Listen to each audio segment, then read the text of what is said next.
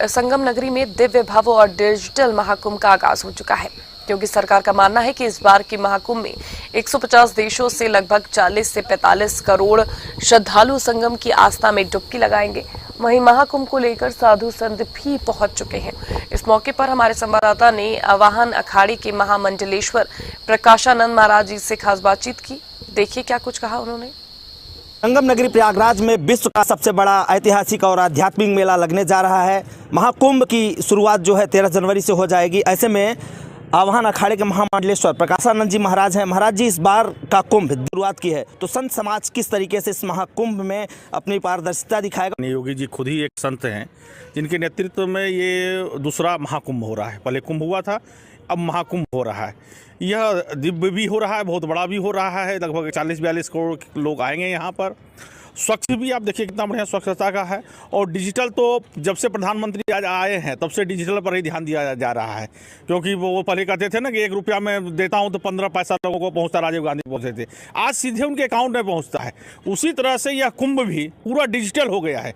कोई आप जो भी सुविधा मिल रही है ऑनलाइन आप देख सकते हैं, ऐसा नहीं कि इसका सुविधा उसको देख सकते हैं। तो बहुत दिव्य कुंभ भव्य कुंभ है। सभी लोग को मैं आमंत्रित देता हूँ, सब लोग आइए और अपने तन मन धन को सुरक्षित कीजिए।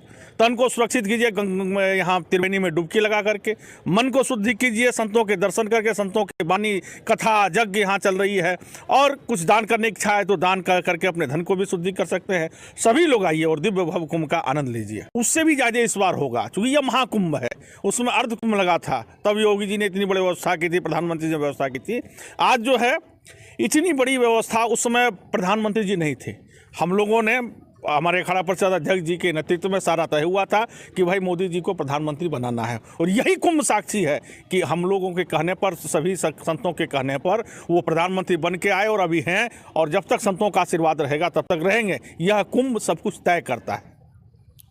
मुख्यमंत्री जी आज प्रयागराज के दौरे पर रहेंगे, आप लोगों से मुलाकात भी हुई, क्या कुछ उन्होंने कहा है किस तरीके के, क्योंकि मेला अभी जिस तरीके से शुरुआत हो जाना थी, जो तैयारियों को लेकर खासा नाराजगी संत समाज में थी, तो क्या इस बात को सुलझाया गया है? मुख्यमंत्री जी हों या प्रधानमंत्री जी हों, मेलाधिकारी हों, हमारे अखाड़ा परिषद अध्यक्ष जी से बराबर संपर्क में रहते हैं।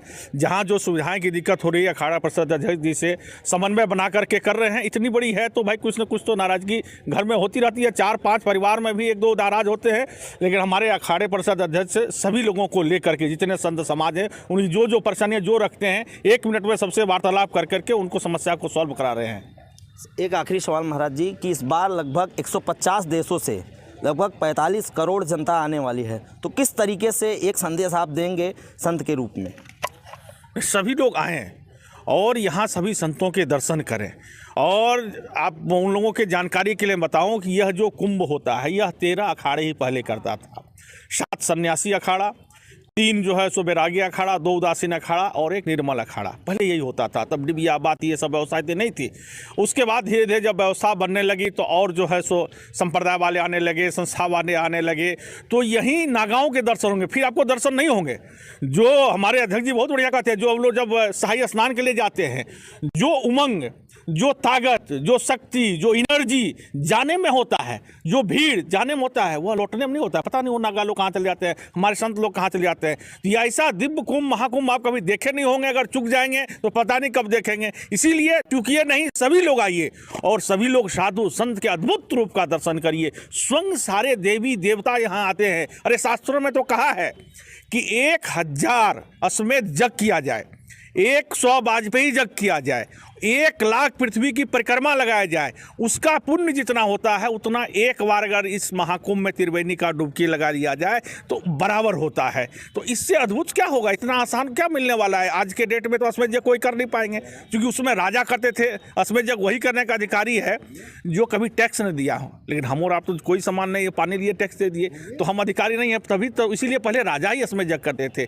तो वो 1000 यज्ञ का फल आपको एक बार डुबकी लगाने से मिल जाएगा। हमारे साधु संत यहाँ के दर्शन करिए, इसे आनंद लीजिए। बहुत बहुत आभार महाराज जी। अभी आपने देखा जिस तरीके से महाकुंभ की शुरुआत होने जा रही है, ठीक उसके पहले जो संत समाज है वो भी पूरी तैयारी कर चुका है। इस बार का महाकुंभ दिव्य भव्य और डिजिटल होने जा रहा है। वीडियो जर्नलिस्ट वी के यादव के साथ मनीष यादव, JMD न्यूज़ प्रयागराज।